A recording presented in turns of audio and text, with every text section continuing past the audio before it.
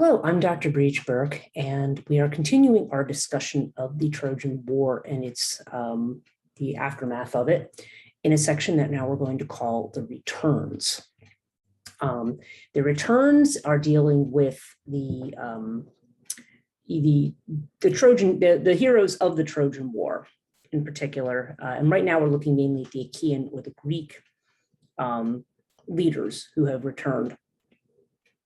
And the important topic here that we're looking at is, what becomes of them, and what do we take away from their returns? What is the message that's sent to us about these particular heroes, or about the hero's journey in general? Because the heroic journey has multiple steps. You have these individuals who are called to respond to some sort of crisis. And they may have lived idyllic or even sheltered lives beforehand. But now they are sent out, and in the course of their experiences, they return with something that not only changes them, but potentially changes their community in a positive way. And then in some way, the hero becomes deified, sometimes literally becomes deified, becomes a god. So let's talk about, let me share my screen here and be clear about what I'm talking about. Okay, I'm simply calling this one the returns because we're going to cover several things. In my lecture on the Iliad, I mentioned something called the epic cycle. And the epic cycle is important here because it's one of the main sources of information about these returns. This is, in some of them, the first one I mentioned here is the Nostoi, which was 5 books by Aegeus of Troezen, roughly 7th to 6th century BCE, Homer's Odyssey, and as we're going to see, there's a number of other ones too that describe, that give us the information about what happened to those who fought in the Trojan War and Homer's Iliad after. And of course, Homer himself in the Odyssey is telling us what happened to Odysseus. And of course, like all of these, there are gods involved, there are fantastical creatures, which is why this is considered more mythology than perhaps straight up historical text per se. Though there are people who do try to find it. They try to say, well, how big would Odysseus' ships have been, and what would have this and what would have that, and which I suppose from some standpoint is interesting. But the mythology is, it's like trying to scale Noah's Ark in the Bible. It doesn't, I don't know. It can be an interesting side tidbit. I don't know how much it actually tells us about the story, because that always assumes that the story is true in some sense. And there may be a truth to it, but at the same time, you can't call this a factual account. So we look at what happens. And what's happening here, the themes that we see here is the hero finding their way back to a previous life, but though they're not changed. As my dissertation director had said to me, you can't go home again. It's not you, and you will find that throughout life, whether you do anything quote unquote heroic or not in your eyes, where you start a certain place and you think about childhood. Think about a time when you, here you are as the grown-up that you are, okay, or at the age that you're at, and think about something that impressed you from childhood. I've had that happen with me.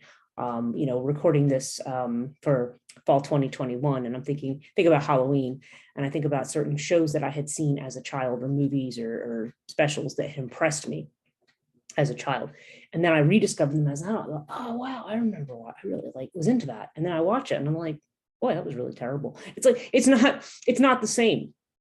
It's not the same. Your point of view has changed. You have changed. Your that's maybe a silly example, but it's just the idea that you don't necessarily go back to a place that had great meaning for you in the past. It's not necessarily going to have the same meaning when you return. And because of your experience, you're not necessarily going to look at it in the same way. In fact, but that's the normal case of life. Things change. And sometimes we're sad that we don't see or experience things the way they did before. But the change is necessary in order to fully integrate the person.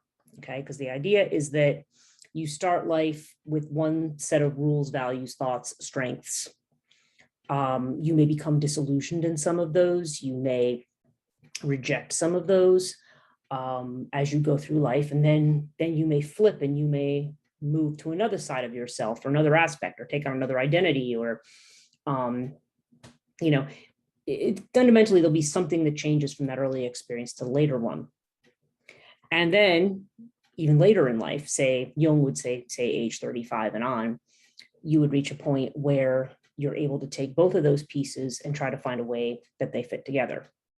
So just to give a broad example, somebody who grows up in a very religious family and is, read and told, oh, world was created 7 days, da, da, da. Then they grow up and they find out all that stuff isn't literally true.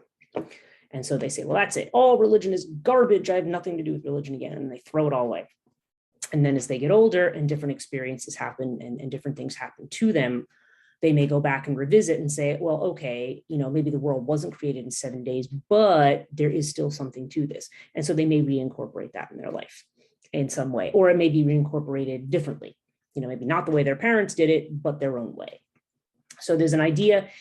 I want you to understand the psychological process of maturation and moving towards that integration, or Jung would call it individuation, although I don't know that any individual is entirely individuated, because that would mean taking absolutely every piece of content in your mind that you are uncomfortable with and fully integrating it and accepting it in the light of day. And that almost never happens. We always have something we're uncomfortable with. And I'm not entirely sure if that would be a good, I don't know. It's an ideal, but I don't know that it's one that anybody ever reaches. In any case, when we look at the heroes, they have gone into the war with one set of objectives and one way of doing things that have happened during the war, certain crises that have occurred, certain losses that they've suffered, or setbacks, humiliations, losses, different things have changed who they are as people. And so now they come back, and when they return to their kingdom, sometimes they return to their kingdoms and there's nothing there for them. So now they go off and it's time to take what they have and establish something new. And that's what you're going to see. Okay, I gave reference to the epic cycle here. I talked about this in the last one, and here I actually list all of the books that you will find in the epic cycle. The Loeb Classic Library has these as one set in a volume.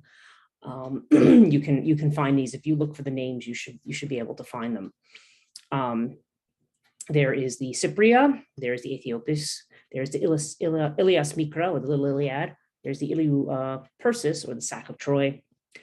There's the Tolstoy, as I mentioned, and there's the Telegonia, and they're attributed to various authors.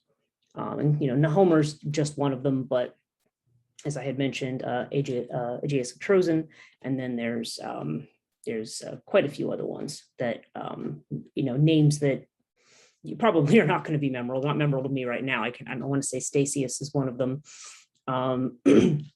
but they are the ones who supposedly wrote these alternate accounts that sometimes they differ from each other in some ways or give contradictory information. But these were the accounts that were floated. And you remember, they picked these up from fragments. This is not, it's not like there was a neat little book called The Epic Cycle. They found something with this title and they found 10 lines of it. There may have originally been, 300 lines, but they found 10. And so that's all that we have. But we still call it by that title. So from these things, and from the Odyssey itself, which again is the other 24 volume work, 24 book chapter work that we have from Homer. This is what we know about the returns, but the Odyssey, as we're going to see, is more mythological. So let's talk about some of the individual Achaean soldiers, warriors, generals, and what happened. Agamemnon, it's various Greek dramas, including one called Agamemnon. They talk about the, I think Aeschylus did the Agamemnon.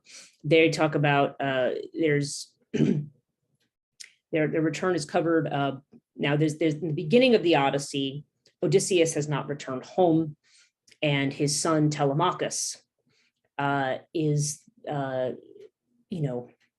he has a house full of suitors, of people who are trying to marry his mother since his father hasn't been back, and it's close to 20 years at this point.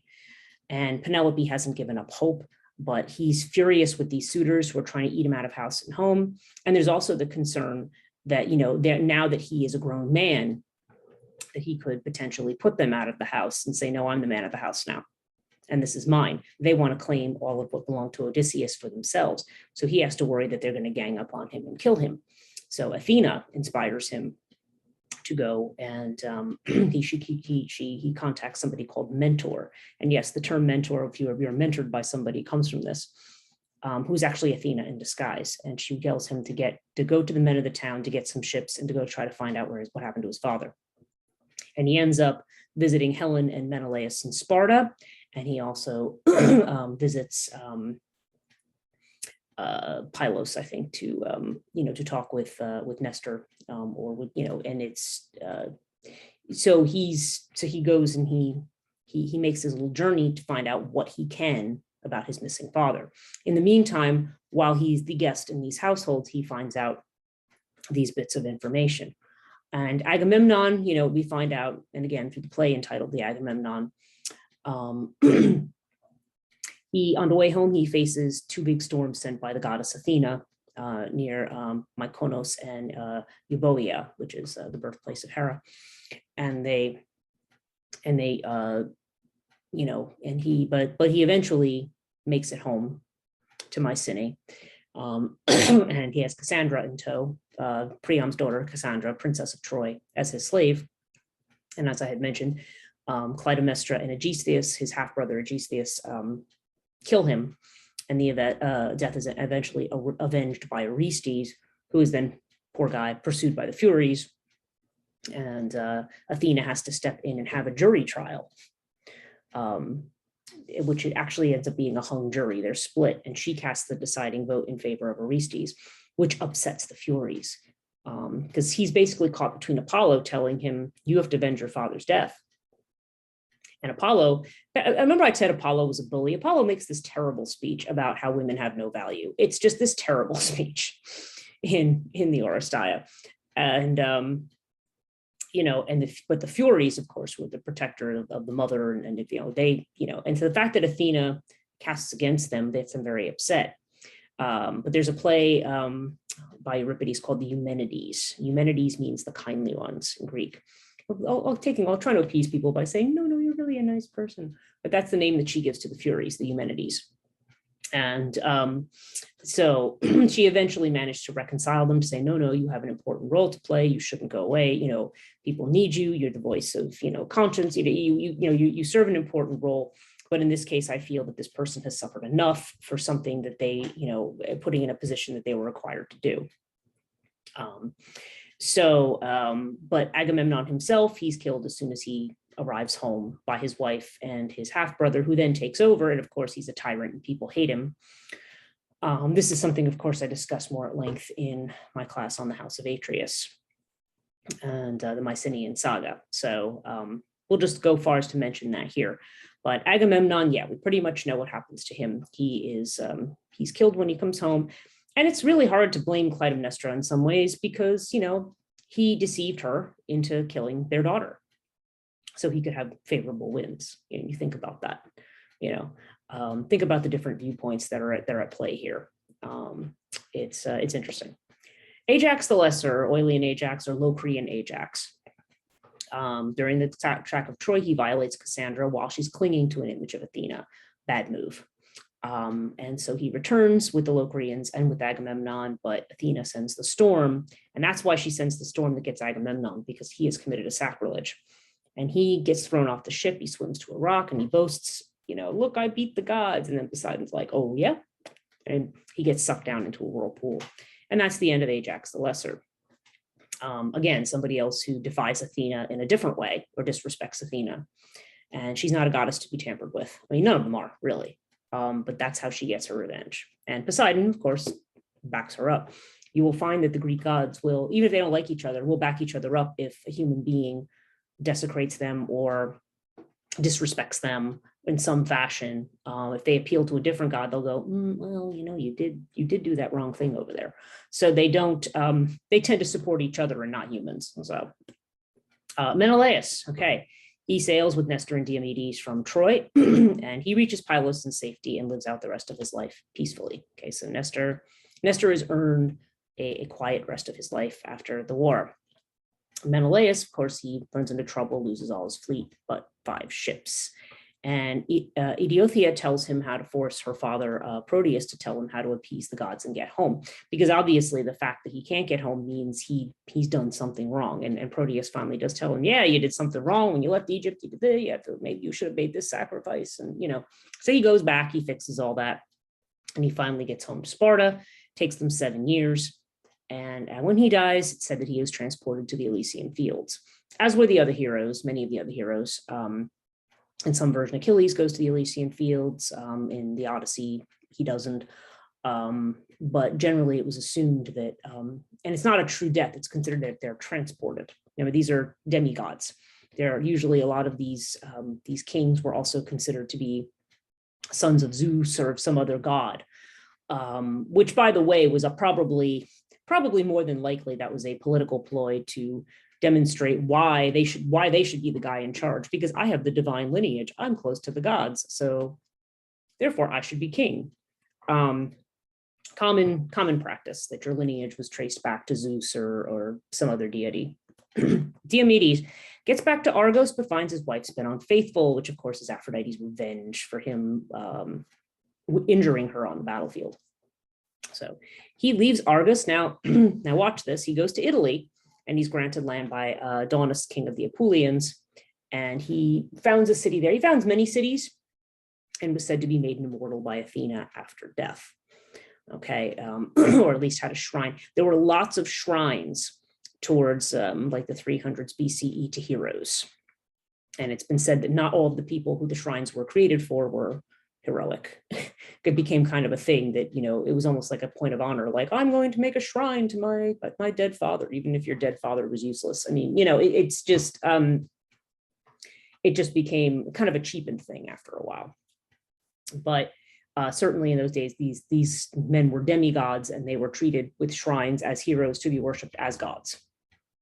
Now, to be made immortal, again, doesn't mean that you get to go sit on Mount Olympus with everybody. It just means, probably that you get to go to the Elysian fields, but that you will be worshipped and that you can receive offerings as an immortal. So that's the thing. Diomedes, by the way, also appears in the Aeneid because Aeneas goes to him when the war is about to start with Turnus. He actually goes and visits Diomedes. Actually, Turnus tries to get Diomedes to help him against Aeneas, and Diomedes won't do it. So that's that one. Idomeneus, he returns to Crete, but again, driven out by Lucus, who had seduced his wife in his absence.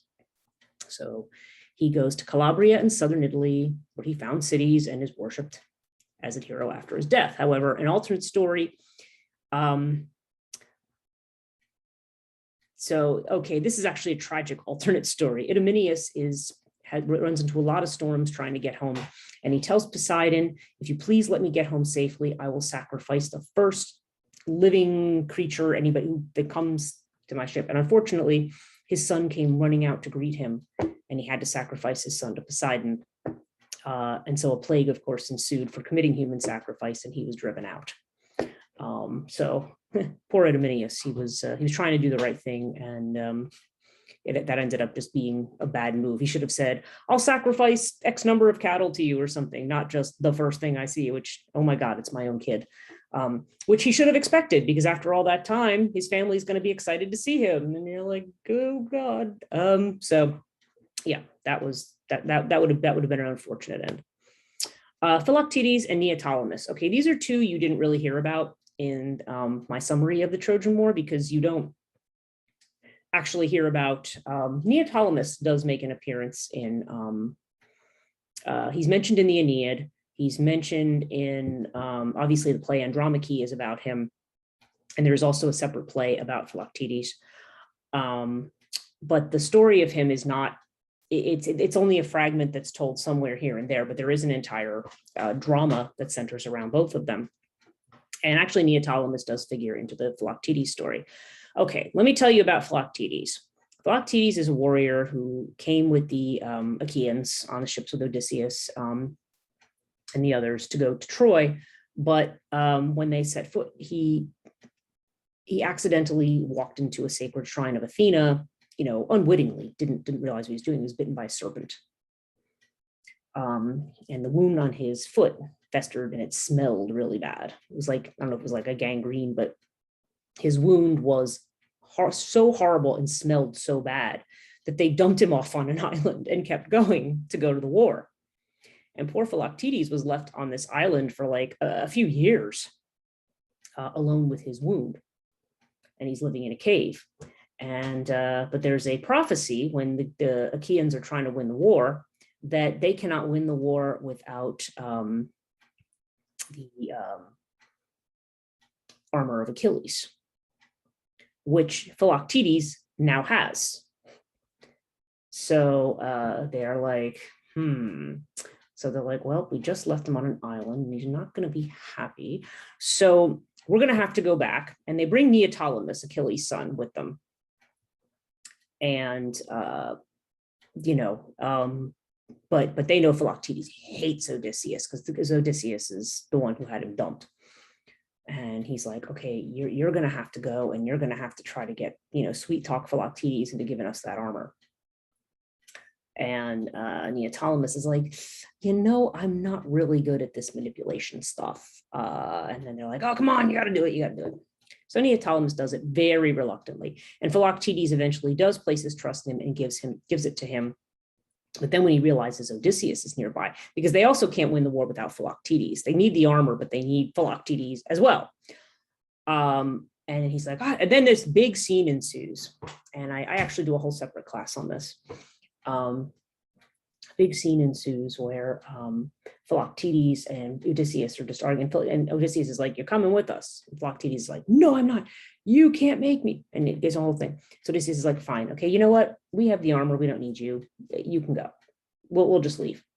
You're not going to leave me here. And it's back and forth. And so they're like, okay, fine, come. How dare you tell me that I have to come? And it's back and forth until the chorus, the Greek chorus of the drama, tells Philoctetes, because the thing is, Odysseus tells him, look, if you come with us, it's been prophesized already. You're going to have, you're going to achieve great honors and glory. You'll be able to heal the wound on your foot. And, you'll finally be out of all this. And he's just, because he's so mad at Odysseus, he's just like, no, he's basically playing victim. Now, Philoctetes, to be fair, is legitimately victimized. Okay, what they did to him was garbage. They should not have done that to him, right? But by the same token, now you have a way out. And just because you don't like the person offering it, you're going to refuse it. And then you're like, well, you can't leave me here. No, I'm not coming with you, but you can't leave me here. And, finally the chorus is like, look, the problem now is you. You're the one who just wants to continue, crying and being a victim. Like, just stop. You now have a solution. Now you have a fix. Whether it's one you entirely like every piece of it or not, this is a chance for you now to be healed and move on. And finally, at the end, like Deus Ex Machina, although I don't think that's quite how it worked, Heracles, the ghost of Heracles appears and he tells Philoctetes, go, get up and go. Oh, I'm sorry. I made a mistake. I misspoke. It's not the armor of Achilles that he has. It's the armor of Heracles. Because he was with Philoctetes with Heracles at his death. I'm like, Achilles doesn't sound quite right to me because that armor was taken, I think, by Odysseus. But no, I'm sorry. I misspoke. It's Heracles' armor that Philoctetes has. Okay, sorry. Just little bit of a brain slip there. So Heracles appears and he's like, no, go, get out of here, go. Like, you should be doing this. Philoctetes is like, okay. So then Philoctetes goes after Heracles appears. Although it's been argued that Heracles actually represents the, if you want to call it Philoctetes' higher self, like the better part of him that's saying, just stuff it and just do the right thing. Okay, Odysseus is a jerk. We all know this, but just this is who you're working with, make it work, so eventually, okay, Philoctetes does, he has some great successes in the war and he returns home a hero. He returns to Thessaly, but then he's also driven out of his homeland and he goes to southern Italy and founds a number of cities and is worshipped after his death. And as I say, you notice a pattern here. All of these heroes, these Trojan heroes who are considered to be these like demigods, they actually, it's almost as though through their deeds, they've become gods, okay? And that's really a motif. Whether you literally believe they're gods or not, or more that they're a way to be respected in the way, say, Buddhas are respected, there's definitely this idea that one's heroic deeds has given one immortality, okay? Neoptolemus is the son of Achilles, and Thetis, his grandmother, warns him not to return by sea. But he returns to Greece overland with Helenus, the prince of Troy, and Andromache, who was Hector's wife, and Andromache becomes his concubine. Eventually, Helenus and Andromache end up ruling over the Molossi. The story is told in the play Andromache, because Neoptolemus is now the one married to Hermione, who is Helen and Menelaus's daughter. And she was engaged to Orestes, as I mentioned, but then she's married to Neoptolemus when Orestes disappears. So, but Neoptolemus, but she's not able to have children with Neoptolemus, but Andromache is. She has a son with him. So basically Hermione accuses her of witchcraft and and basically threatens to have her and the son killed when Neoptolemus goes away. He's actually off to the Temple of Apollo to make certain reparations and, to make certain atonements from the war and so forth. And so Andromache runs to the Temple of Thetis for sanctuary with her son. And Menelaus actually tries to come along, her father, and tries to, drag Andromache out, lure her out so that she and her son can be killed. So Menelaus acts like a real jerk here. But then Peleus comes out, the grandfather, and says, "You don't touch her." And, and he, so Neoptolemus's grandfather comes out and they basically said, "Oh, what are you going to do about it, old man?" And Peleus is like, "What, you think I don't have fight left in me?" And Menelaus is like, "Oh, well, I'll deal with this later. I'm going to go home." So he chickens out and he kind of goes home.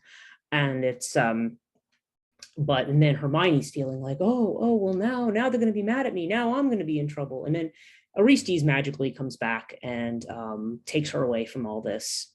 And then Neoptolemus, unfortunately, is killed because Orestes sets, gossip about him at Delphi by the oracle, and he ends up being murdered at Delphi. But then because he really is not guilty of anything, he ends up being a hero with his own cult. So yeah, weird kind of an ending there, but the play Andromache details what happens in this sect. Okay, so those are the other heroes. Let's talk about the Odyssey. Okay. And again, just like with the Iliad, this is going to be the summary version of the 24 books. I'll try to go through this as quickly as I can. I just want to have some of my notes here because there's a lot to the Odyssey. So this describes the return of Odysseus. Okay, and Homer feels he's a subject that requires all of this. And in Reminiscence, they mention the return of several other heroes, as I mentioned at the beginning. Now, when we actually get to Odysseus and his actual story, he is marooned on the island of Ogygia with a nymph called Calypso before he's able to start his journey home. And it takes him a total of 10 years. So he's away between 10 years for the Trojan War and 10 years to get home. And when we talk about the hero's journey, his journey is sort of a model for that motif in mythology. Okay, in Ithaca, beginning of the story, Penelope and Telemachus are dealing with the suitors. And that's when Telemachus tries to go out, leaves and manages to go out to try to find, doesn't tell his mother, doesn't tell anybody, goes out at Athena's behest and tries to get information. Now, in the meantime, Odysseus and Calypso, he's on the island of Ogygia with her. And she apparently treats him really well, but she won't let him leave. And then the gods finally come to her. Athena and Hermes come to her and say, "No, it's time. It's been decreed. He has to leave now." And she's not happy, but she gives him the stuff to help him build a raft, and she gives him some provisions and so forth. Now, Poseidon, it's said at this point, is at festivities in Ethiopia. So he's not paying attention. So Odysseus kind of sneaks off on his raft. But then once Poseidon realizes he's escaped from the island, he's furious because he hates Odysseus for reasons that we're going to find out. And so he sends a massive storm But the nymph Ino helps him. Ino. She gives him her veil, and this helps him keep from drowning. And he ends up being thrown on the shores of the island of Sherry, where he meets the princess Nausicaa, who's out doing her laundry. Yeah, we don't think of princesses as doing laundry, but she's out there. And I talked about this scene in flood mythology, because you have this great hero of the Trojan War who has nothing left. He's literally lost everything, and he's just laying there naked, begging for help from a 12-year-old girl. That's the reclamation process there. That's really starting over. So Nausicaa takes him first to her mother, which is critical, and she gives him clothes to put on, and then the mother, and then he's taken as a guest. He doesn't reveal who he is at first. And then finally, when they play a song about the Trojan War, the bard sings a song, he starts to weep so much that, because it's talking about all the losses and everything and about himself, that finally he admits who he is and he starts to tell his story. So here's his story. The first place him and his men land is on the island of the Lotos Eaters. Okay. So they had, it says, I'm just reading this little summary. It says, after a pirate raid on Ismaros in the land of the Ticones, he and his 12 ships were driven off course by storms. They visited the lethargic Lotus Eaters, who gave 2 of his men their fruit, which caused them to forget their homecoming. Their homecoming. Get my words right today. So, so they are, so it's almost like they're having this kind of drug that makes them forgetful and makes them just want to wander around, in this era of forgetfulness. So he thinks, oh God, we're not staying here a minute longer. It's a beautiful island, but it's like the person who almost wants to be stoned all the time and doesn't want to acknowledge life. There's a sense of abdicating responsibility with the Lotos Eaters. There's a bit more to it, but that's that happens there. So they leave there and they end up on the island of the Cyclops Polyphemus. And they're hoping for hospitality. Polyphemus is a Cyclops. He's a Titan. He does not do hospitality. In fact, he traps them all in, and then he's cooking and eating his men one at a time. So Odysseus has to think fast, which is the thing he's good at. He can be a real jerk, but it is the thing he's good at, is manipulating. He's a trickster. And so what he does is he has wine with him that's uncut. Now, mind you, the Greeks thought that anybody who didn't drink wine watered down was a barbarian. So that's what I mean by uncut wine. So he shares the wine. He offers it to Polyphemus. And of course, he gets Polyphemus really, really drunk so that he passes out. And when Polyphemus asks his name, he says, my name is nobody. Okay. So what ends up happening is once Polyphemus is, out cold, Odysseus blinds him by driving a wooden stake right through his single eye and his forehead. And he rushes out of his cave, pushes the stone away and says, nobody hurt me, nobody hurt me. And everyone went, you're drunk, because, obviously he's just saying there's no name, nobody hurt me. So Odysseus's men basically grab the bottom of his sheep. So he feels the top of his sheep, to get them to go out. So they cling on to the bottom of them, and they manage to get out of the cave and escape, but not without looting and taking several things. And then Odysseus, like an idiot, has to be a boaster and gets on the ship. And as he's flying away going, you can tell people Odysseus is the one who blinded you. And he's like, I'll remember that. Because guess who Polyphemus's father is, or said to be his father? Even though he's a Titan, his father is said to be Poseidon. Whoops. You don't want to really tick off the god of the sea when you're reliant on a sea voyage to get home. So, right. So Poseidon then curses him at this point. So he lands on the island of Aeolus, who is the master of winds, and he gives him a bag with all the winds in it so that he has favorable winds to get home. And they're sailing, and they're literally within sight of Ithaca. You could see it. And his men decide that, what was that bag that Aeolus gave him? I'll bet there's gold in it that he's not sharing with us. We're going to open it. And these frickin' morons open the bag, the winds come out, and they get blown straight back to the island of Aeolus. And Aeolus goes, I don't know what the problem is, but I'm done helping you guys. Get out. So they have to sail on again. Yeah, his men actually cause as much problems. I mean, it's not all Odysseus' fault. His men are some real solid, what the word is, well, they're not exactly geniuses. And they're greedy. So, but again, this is about human nature. This is not about, we think heroic myths are about perfect people, but they're not. So they end up on the island, Kirke's island, or Circe. I say that because Circe is usually spelled Krike. In the Greek, Circe is the more, I suppose, Romanized spelling. But he goes to see her. And of course, she takes his men, offers them food, and then turns them into pigs. And the one man sees this and he runs away, tells Odysseus what's happening. Now the god Hermaeus then comes to help Odysseus and gives him an herb called moly. There you hear, holy moly. That's what they're referring to, is moly. It's a very sacred herb that he is able to use to ward off the spells of Kirke. And she's amazed at this. And so now she knows that, so Odysseus is just kind of like, he's fighting back at her. And she says, so then she takes a different tactic. She has sex with him. And she does agree to turn all his men back to that being men and not being her pigs. And, and again, there's a whole load of metaphorical stuff that you could read into about that.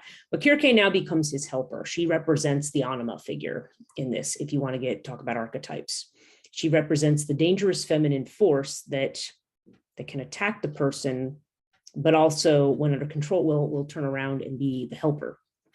So she does several things. First thing she does is she says, okay, you need to contact Tiresias, the prophet, to find out how you need to get home. So that's where we have the chapter on the Nikia. Nikia means underworld journey. So that is what we had talked about in the underworld class, about how Odysseus goes and she performs the necromantic ritual to bring Tiresias so that he can explain to Odysseus how to get home, which he does. But both Tiresias and Kirke give Odysseus advice on how to get home. And they tell him what he's going to encounter and what to watch out for on the way if he wants to get home. And Tiresias makes a comment to him about planting the ore. When you return to Ithaca, you will plant your ore. And that is a sign that Odysseus is not going to travel again. He's going to stay home, be domestic, and be the king he's supposed to be, and not go out journeying around, looting, looking for new lands. He's going to be staying home after that. Okay. So what happens? They encounter the sirens. That is an episode where they pass the island of the sirens, who are beautiful women who have the bodies of monsters. They have gorgeous voices. And what happens is, because they know this, basically Odysseus has himself tied to the mast of the ship, and his men all stop up their ears with wax and things. And so as they go by, because normally what happens is they hear the song of the sirens and they're so drawn in by it that the ship gets steered into the rocks and they crash and they die. So instead he hears the song of the sirens and he's like begging his men to turn in that direction. He's the only one who gets to hear it. But because they can't hear it, can't hear him, they just keep going. So they escape the sirens. And then they have to pass through the realm of Scylla and Charybdis, as we mentioned in the water deities.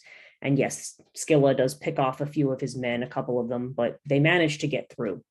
And so then they get to the island of Helios, the sun god.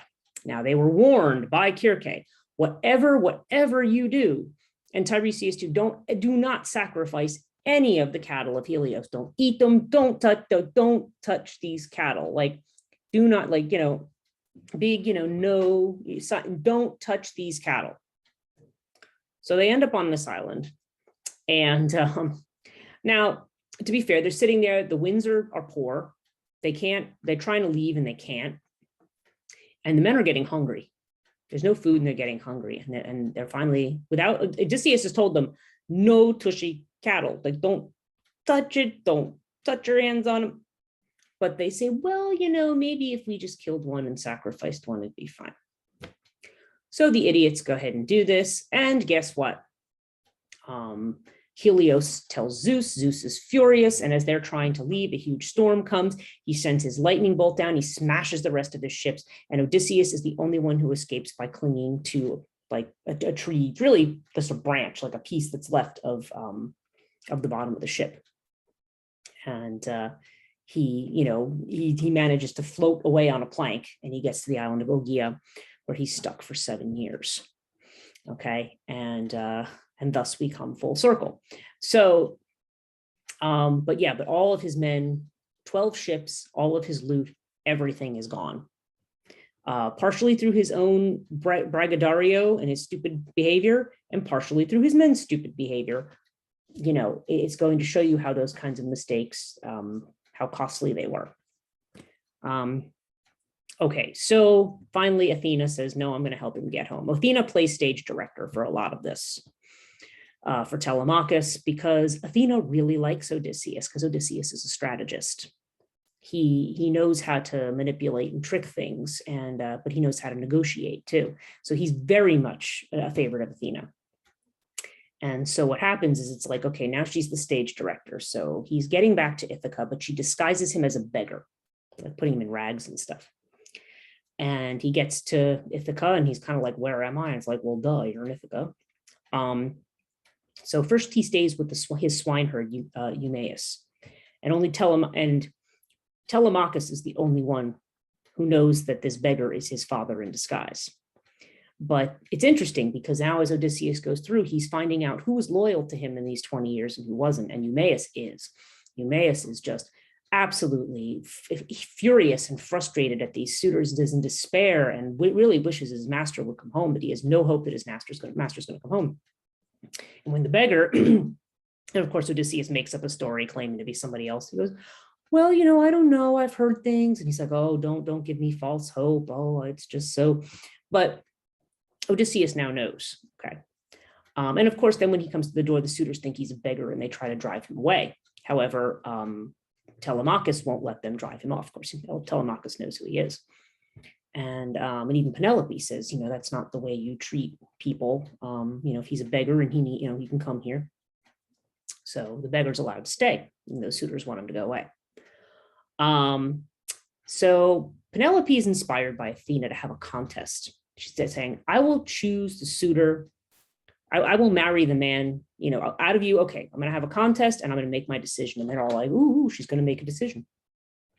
She pulls up Odysseus's bow and says, anybody who can string this bow and shoot it through, I'm trying to remember how many it was. I want to say whether it was 6 or 12, but a number of axes. So there's like this points that they have to shoot it straight through the target and just make their way through each one of them.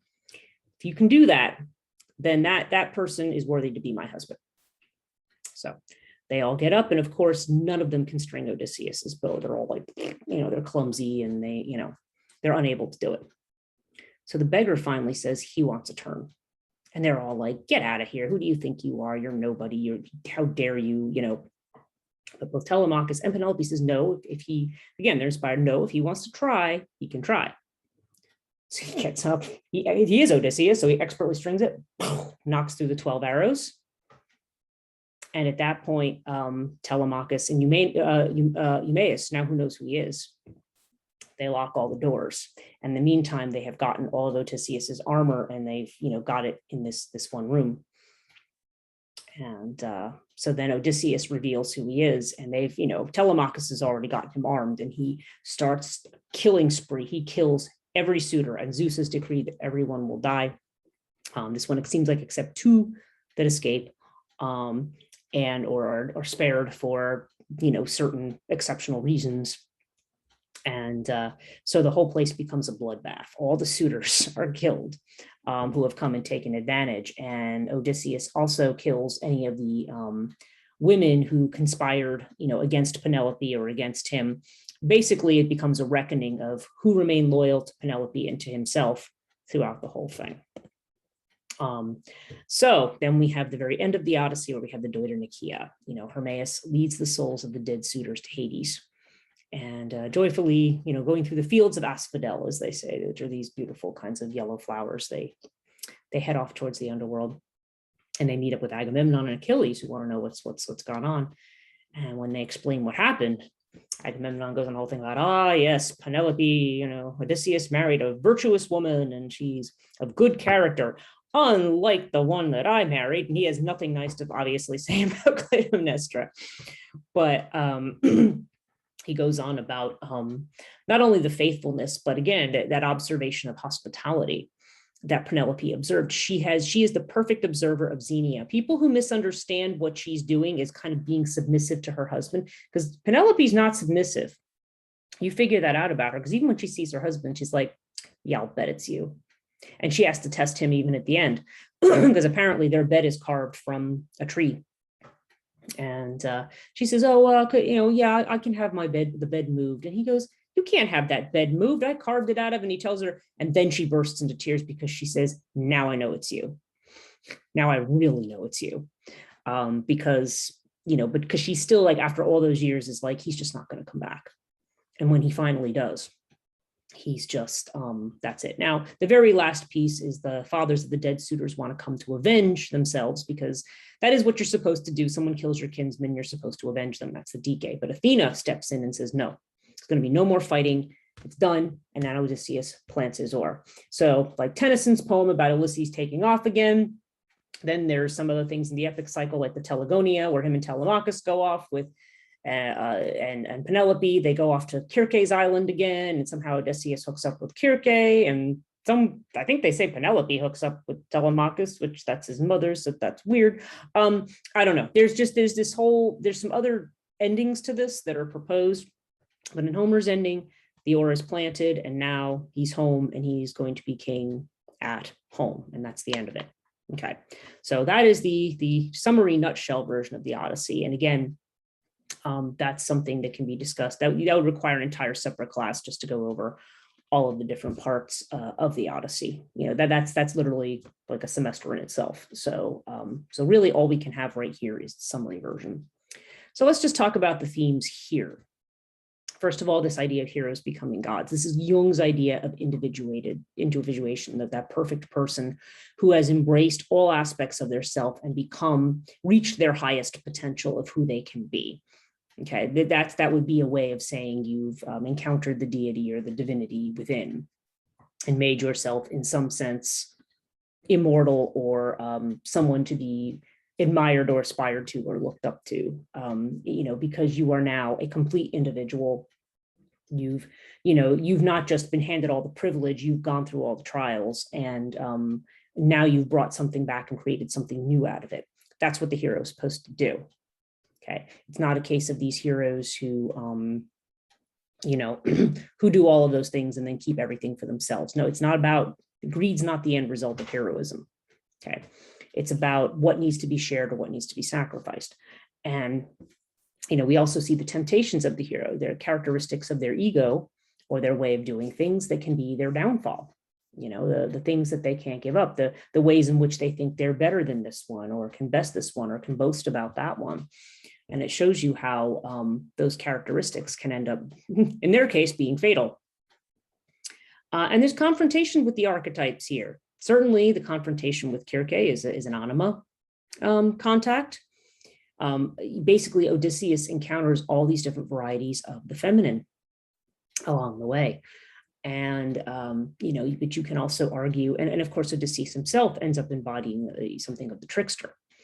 But he encounters these different modes of the feminine, but he's also in encountering even things like the lotus eaters, and encountering I didn't even mention his encounter with the Lastrygonians. Those were cannibals that he encounters after the Cyclops. These different layers can end up bringing about the I'm just looking at my notes here. Okay, Telemachus. First of all, that's another piece of it. Telemachus goes to see Nestor, and he goes to see Menelaus. Now that is the Senex archetype, the wise old man, and mentor. Actually, Athena as mentor plays that archetype as well, as the one who is the advisor, the one who can act as the one who has wisdom and age. And I have the puer archetype too, which is the boy archetype.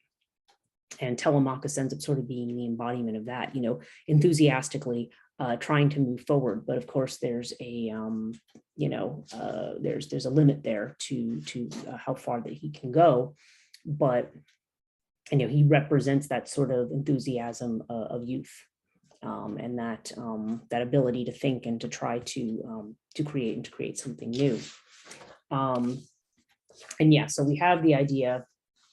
The lotus eaters, I have my notes here. I have that those are sort of the negative aspects of the puer archetype. The one who never wants to grow up, the one who always wants to be in a fantasy world and never deal with life. Okay. Encountering Polyphemus, that's encountering Titan forces. That's encountering the core forces of the earth. That's something very primal and primeval. Which again, brute force is often countered by cunning and by strategy. You can't deal with it directly. You have to deal with it through strategy. And the bag of winds, that's almost like a negative trickster variation, where that unexpected change, and again, brought on by the greed of his the other men on the ship, ends up undoing everything that's expected. And last Dragonians, again, the cannibalism, that represents restriction, that represents pulling back rather than expanding. So there's an element of that. Obviously meeting Tiresias in the underworld, that's the encounter with the unconscious. That's the night journey. Well, that's the underworld journey to the unconscious. Sirens are negative aspects of the anima, and Scylla and Charybdis actually have a terrible mother, the archetype of mother as terrible mother. In other words, the ones that devour and take away. They're feminine figures that take life away rather than give it. So they're often called terrible mother archetypes.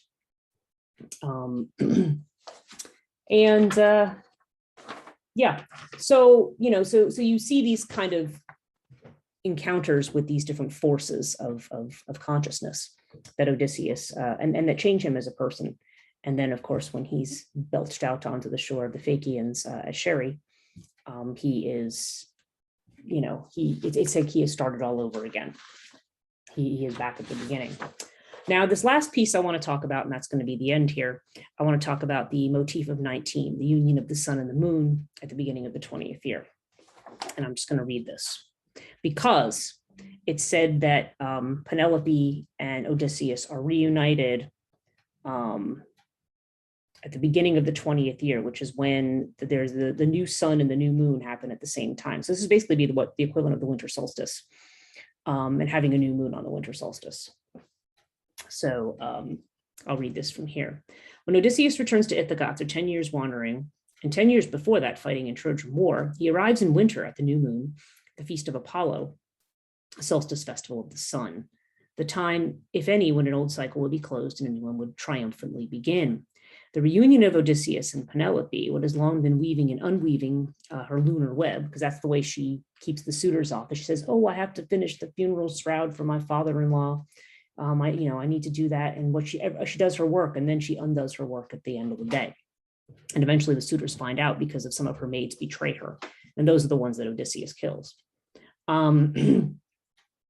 So it takes place on the 20th year. That is, as soon as the 19th year is complete, which is when the new moon coincides with the new sun of the winter solstice, in a once every 19 years event. Later in the 5th century, the astronomer Meton of Athens was studying how the lunar and solar calendars might coordinate to match up the 12 lunar months with the 354 days, with 364 days of the solar year. This brought him to a formulation of a grand cycle of 19 years. On the last day of the 19th year, which was also by Greek reckoning the 1st to the 20th, the new moon would coincide with the new sun of the winter solstice. This was called the meeting of the sun and the moon, a thing which had not happened for 19 years before and would not happen for another 19. Okay, so yeah, so if we think about it, Jung has an essay on something called the syzygy, which is like an alchemical process where the sun, you see a picture of like a red sun and a woman as blue as a moon and man red as a sun coming together and representing that individuation process. So the fact that Penelope and Odysseus unite on this 20th, the first day of this 20th year, is a representation of, now he is the sun that has undergone all of his process. And she is the moon that represents that wisdom. And like I said, that weaving and unweaving that she does as she goes through her own tribulations.